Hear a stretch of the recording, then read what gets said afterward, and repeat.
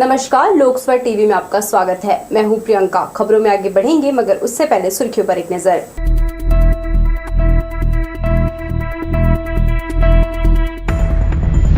कांग्रेस ने फिर किया किसानों की कर्ज माफी का वादा। 3200 में खरीदेंगे धान, घोषणा पत्र में दिए 20 भरोसे। सत्ता में लौटी कांग्रेस तो जिले के किसानों का 800 करोड़ होगा माफ, घोषणा पत्र को बताया सर्वहितैषी। पुलिस ग्राउंड और बुधवारी में सजने लगा पटाखा बाजार, फैंसी पटाखों की बढ़ेगी डिमांड। और कॉलेज की हरियाली पर मवेशियों की नजर, सुरक्षा न होने से जमाया डेरा। हमारे न्यूज हेडलाइंस के प्रायोजक हैं doctor C V Raman university. Doctor C V Raman university, Kargi road, Kota, Bilaspur. हमारे न्यूज हेडलाइंस के सह प्रायोजक हैं Makhija test tube baby centre, Bilaspur. हम आपके परिवार को पूरा करते हैं। Makhija test tube baby centre and प्रसूति गृह। तो ये थी सुर्खियां और अब खबरें विस्तार से। विधानसभा चुनाव के लिए जारी घोषणा पत्र को कांग्रेस ने भरोसे का नाम दिया है। 20 बिंदुओं वाले घोषणा पत्र में कर्ज माफी के साथ 3200 रुपए प्रति क्विंटल धान खरीदी का वादा कांग्रेस ने किया है। इसके अलावा अलग अलग मंच से किया रसोई गैस में 500 रुपए की सब्सिडी और 10 लाख रुपए तक मुफ्त उपचार की सुविधा भी शामिल है। छत्तीसगढ़ में कांग्रेस ने रविवार को अपना घोषणा पत्र जारी कर दिया। इसमें समाज के सभी वर्गों के लिए पहले से ज्यादा का वादा है। प्रदेश के 7 जिलों से कांग्रेस ने चुनाव घोषणा पत्र जारी किया। प्रदेश प्रभारी कुमारी शैलजा ने रायपुर और मुख्यमंत्री भूपेश बघेल ने राजनांदगांव, तो deputy CM T S Singh Deo Ambikapur, Jagdalpur में प्रदेश अध्यक्ष दीपक बैज, दुर्ग में ताम्रध्वज साहू और कवर्धा में मोहम्मद अकबर ने घोषणा पत्र जारी किया। बिलासपुर में घोषणा पत्र जारी करते हुए शहर अध्यक्ष विजय पांडे ने कहा कि हमने भरोसे का घोषणा पत्र दिया है। कांग्रेस ने पिछली बार कहा सरकार बनते ही सबसे पहला काम किसानों का कर्ज माफ होगा। 20 लाख किसानों के 10,000 करोड़ रुपए माफ किए। इस बार भी सरकार बनते ही कर्ज माफ किया जाएगा। प्रति क्विंटल 3200 रुपए धान खरीदी का बड़ा ऐलान किया है। महिलाओं को सशक्त बनाने, स्व सहायता समूहों पर बकाया राशि माफ करने का वादा शामिल है। कांग्रेस भवन में अपेक्स बैंक के अध्यक्ष बैद्यनाथ चंद्राकर, महापौर रामशरण यादव, छत्तीसगढ़ आवास संघ के अध्यक्ष अशोक अग्रवाल, नगर निगम में सभापति शेख नजीरुद्दीन, जिला सहकारी केंद्रीय बैंक के अध्यक्ष प्रमोद नायक ने 20 बिंदुओं वाला घोषणा पत्र मिलकर जारी किया। जब भी चुनाव होते हैं तो हर राजनीतिक दल इस चुनाव में हमारे क्या क्या घोषणा है उसकी जानकारी देती है, ताकि जनता के बीच में उन मांगों को लेकर के, उन बातों को लेकर के हमने जो वादे किए हैं उसको लेकर के जा सके कि हमने जो पिछली बार वादा किया था उसको हमने पूरा किया और इस बार हम जो वादा कर रहे हैं उसको फिर पूरा करेंगे। इस पर विश्वास करिए और कांग्रेस की सरकार बनाने के लिए प्रचंड बहुमत से मतदान करिए। सभी वर्गों के लिए हितकारी बताते हुए छत्तीसगढ़ आवास संघ के अध्यक्ष अशोक अग्रवाल ने कहा, राजीव गांधी आवास न्याय योजना से 17.5 लाख परिवारों को पक्का मकान मिलने का भरोसेमंद वादा हमारी पार्टी ने किया है। रसोई गैस पर 500 रुपए की सब्सिडी मिलने की खबर से मध्यम और गरीब वर्ग में खुशी है। ये जो घोषणा पत्र है ये सभी लोगों के लिए है, गरीबों के लिए भी है, मीडियम क्लास लोगों के लिए है। जैसे 500 रुपए का सिलेंडर की छूट है, 200 यूनिट बिजली फ्री है। तो जो करोड़पति आदमी है उसको भी 200 यूनिट, अगर मान लो 500 यूनिट जला है तो 200 यूनिट का पैसा उसको नहीं लगेगा, 300 यूनिट का पैसा लगेगा। यह जो है हमारे घर की जितनी माताएं हैं, महिलाएं हैं, इनको बहुत छूट मिल रही है। सिलेंडर में कितनी आग लगी हुई है आप लोग देख रहे हैं, इतनी छूट मिल रही है।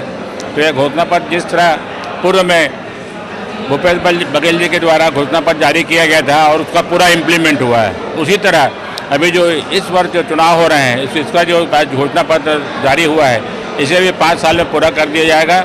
और यह किसानों के लिए, गरीबों के लिए तो बहुत ही स्वर्णिम हुआ है। ये पहली बार ऐसा घोषणा पत्र है जिसमें बड़े लोगों को और मध्यम लोगों को भी पूरी छूट दी जा रही है। सत्ता फिर संभालते ही गरीब वर्ग को 10 लाख रुपए तक का मुफ्त इलाज और एपीएल परिवार को 50,000 के बजाय 5 लाख तक की स्वास्थ्य सहायता देने की घोषणा की है। कांग्रेस का कहना है पिछली घोषणाओं का वादा पूरा करने से जनता का भरोसा जीता है। इस विधानसभा चुनाव में भी बहुमत का आशीर्वाद मिलेगा। कैमरामैन जयंत गोले के साथ दिलीप जगवानी, लोकसभा टीवी, बिलासपुर। चकरभाटा एयरपोर्ट को विकसित कर यहां से महानगर के लिए सीधी उड़ान सेवा की मांग इसके स्थापना से लंबित है। खासकर हैदराबाद, कोलकाता, मुंबई जैसे शहरों के लिए उड़ान सेवा की मांग की जा रही है। हवाई सुविधा जनसंघर्ष समिति के सदस्यों ने रविवार को धरना कार्यक्रम जारी रखा और अपनी मांगे पूरा करने केंद्र सरकार से मांग की है। रविवार को ट्रैफिक पुलिस ने अलग अलग क्षेत्रों में वाहनों की जांच कर जुर्माना राशि वसूल किया। विधानसभा चुनाव के लिए आदर्श आचार संहिता लागू है, ऐसे में पुलिस की कड़ाई नियम तोड़ने वालों पर भारी पड़ रही है।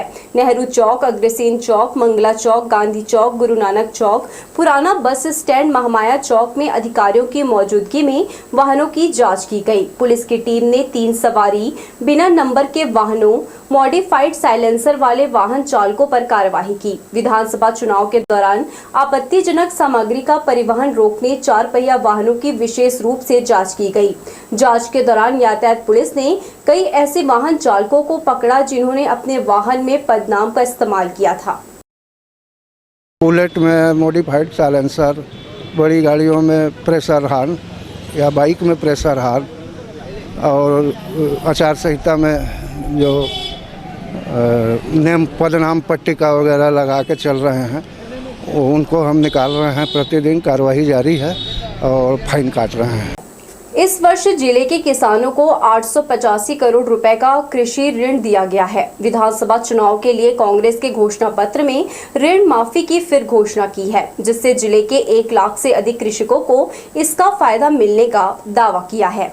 जिला सहकारी केंद्रीय बैंक के अध्यक्ष प्रमोद नायक ने कहा, पार्टी के घोषणा पत्र में किसानों के अलावा सभी वर्गों के लिए वादा समाहित किया है।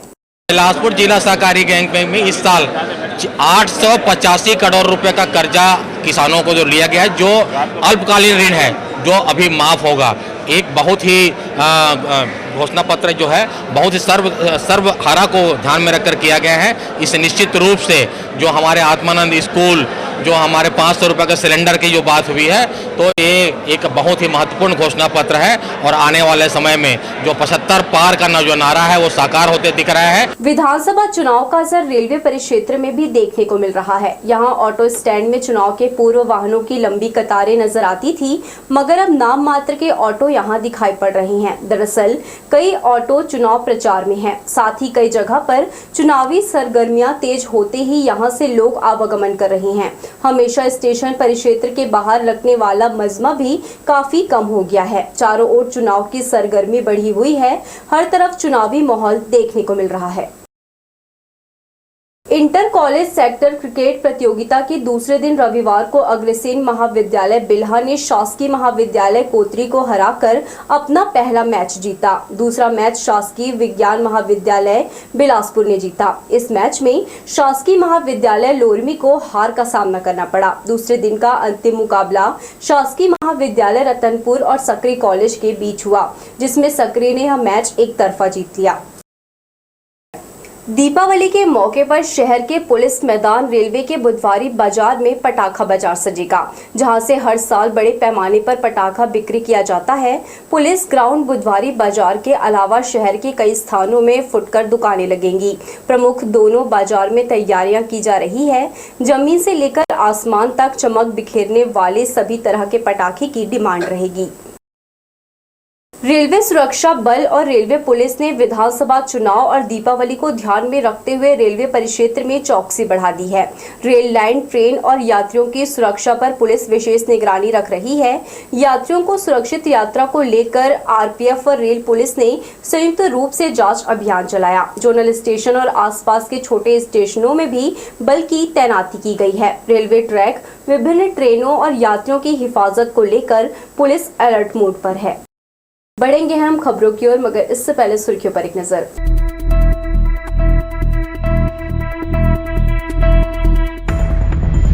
कांग्रेस ने फिर किया किसानों की कर्ज माफी का वादा, 3200 में खरीदेंगे धान, घोषणा पत्र में दिए 20 भरोसे। सत्ता में लौटी कांग्रेस तो जिले के किसानों का 800 करोड़ होगा माफ, घोषणा पत्र को बताया सर्वहितैषी। पुलिस ग्राउंड और बुधवारी में सजने लगा पटाखा बाजार, फैंसी पटाखों की बढ़ेगी डिमांड। और कॉलेज की हरियाली पर मवेशियों की नजर, सुरक्षा न होने से जमाया डेरा। हमारे न्यूज हेडलाइंस के प्रायोजक हैं doctor C V Raman university. Doctor C V Raman university, Kargi road, Kota, Bilaspur. हमारे न्यूज हेडलाइंस के सह प्रायोजक हैं Makhija test tube baby centre, Bilaspur. हम आपके परिवार को पूरा करते हैं। Makhija test tube baby centre and प्रसूति गृह। राज्य शासन द्वारा पुराना हाईकोर्ट भवन का उन्नयन कर आत्मानंद कॉलेज की स्थापना की गई है। इन दिनों भवन में रंग रोगन का कार्य किया जा रहा है। पूर्व में इस भवन में बिलासपुर विश्वविद्यालय का संचालन हो रहा था। यहाँ बड़ी संख्या में पौधारोपण कर गार्डन विकसित किया गया है। जब से यहाँ आत्मानंद कॉलेज में तैनात गार्ड और कर्मचारियों की लापरवाही के चलते यहाँ आवारा मवेशियों का डेरा है। सुंदर गार्डन की दुर्दशा हो रही है। सुरक्षा कर्मी अक्सर नदारत रहते हैं, जिससे मवेशी हरियाली को चट कर रहे हैं। सरकंडा क्षेत्र के मेलापारा में नालियों की नियमित साफ सफाई नहीं होने के कारण वार्डवासी खासे परेशान हैं। यहाँ की साफ सफाई का काम कागजों में हो रहा है। फैली गंदगी से यहाँ संक्रमित बीमारी का खतरा बढ़ गया है। नगर निगम के कर्मचारी यहाँ से कचरा उठाना छोड़ उल्टे यहाँ कचरा डंप कर रहे हैं। नगर निगम प्रशासन शहर की सफाई पर करोड़ों रुपए खर्च कर रहा है, लेकिन नतीजा संतोषजनक नहीं है। मेलापारा में सड़कें अब साबुत नहीं बची है। इस ओर निगम प्रशासन को ध्यान देने की जरूरत है। यहाँ आए दिन कचरा का ढेर लगा ही रहता है, गंदगी है। और जो स्लीपर यहाँ के आते हैं, नाली का उधर का भी कचरा, उधर का कचरा सब इकट्ठा करके यहीं चल देते हैं। कभी महीना में, कभी 15 दिन में इसकी सफाई होती है। विद्यानगर में काफी समय से नाली निर्माण का काम चल रहा है। ठेकेदार ने जगह जगह निर्माण सामग्री फैला कर रखा है। इसके कारण इस मुख्य मार्ग पर जाम लग जाता है। रेत, गिट्टी, सीमेंट समेत निर्माण सामग्री से दुर्घटना की आशंका है। ठेकेदार के द्वारा कछुआ गति से किए जा रहे काम के कारण लोगों को आवागमन में परेशानी हो रही है। नगर निगम प्रशासन को चाहिए कि ठेकेदार से तय समय सीमा के भीतर कार्य कराएं और निर्माण सामग्री को सड़क से दूर करने कड़ाई बरतें। वार्ड क्रमांक 59 ईरानी मोहल्ला में सीसी सड़क जर्जर हो गया है। बड़े बड़े गड्ढों के कारण लोगों को दिक्कतों का सामना करना पड़ रहा है। वार्ड में विकास कार्य की गति धीमी होने के कारण लोग मूलभूत सुविधाओं से वंचित हैं। वार्ड वासियों का कहना है कि क्षेत्र में विकास के नाम पर सिर्फ खाना पूर्ति की गई है और जो काम पहले हुए हैं वो जर्जर हो चुके हैं। नियमित साफ सफाई नहीं होने के कारण जगह जगह कचरा फैला है। टूटी नालियों से बहता गंदा पानी और उठती दुर्गंध से लोग परेशान हैं। दीपावली त्योहार के मद्देनजर संडे मार्केट ग्राहकों से गुलजार रहा। 12 तारीख रविवार को दीपोत्सव का पर्व मनाया जाएगा, लिहाजा लोगों ने बाजार पहुंचकर पसंद की वस्तुएं खरीदी। देवकीनंदन चौक से गोल बाजार तक हर रविवार को लगने वाले बाजार में ग्राहकों से रौनक रही। कपड़े, आर्टिफिशियल ज्वेलरी, फुटवेयर समेत कई तरह के सामान की दुकानें सजी थी। तिफरा के काली मंदिर में श्रीमद् भागवत कथा ज्ञान यज्ञ सप्ताह का संगीतमय आयोजन किया जा रहा है। कथा व्यास पंडित प्रदीप शुक्ला अपने मुखारबिंद से भक्तों को कथा का रसपान करा रहे हैं। कार्तिक माह चल रहा है। ऐसे समय में यहाँ कथा के 5वें दिन भक्तों ने गोवर्धन पूजा का कथा के माध्यम से महत्व जाना। इस दौरान प्रदीप शुक्ला ने भक्तों को श्री कृष्ण स्वधाम गमन और राजा परीक्षित को मोक्ष प्राप्ति का सुंदर वर्णन सुनाया। पावन श्रीमद् भागवत के प्रसंगों का श्रवण कर श्रद्धालु आह्लादित हुए। काली मंदिर परिसर से कथा का स्वर आसपास गुंजायमान हो रहा है। आयोजन से उत्साह और भक्ति का वातावरण बना हुआ है। इसका समापन 8 नवंबर बुधवार को गीता पाठ कर किया जाएगा। भागवत सुनने से जन्मांतरे भवेत पुण्यम तदा भागवतम लभेत। जन्म जन्मांतर के पुण्य उदय होते हैं, उसके फल स्वरूप हमें ये भागवत कथा श्रवण मिलती है। तो ये थी हमारे लोकस्वर टीवी की तमाम खबरें। अगले बुलेटिन में आपसे फिर होगी मुलाकात। तब तक के लिए पूरी टीम के साथ प्रियंका को दीजिए इजाजत। नमस्कार।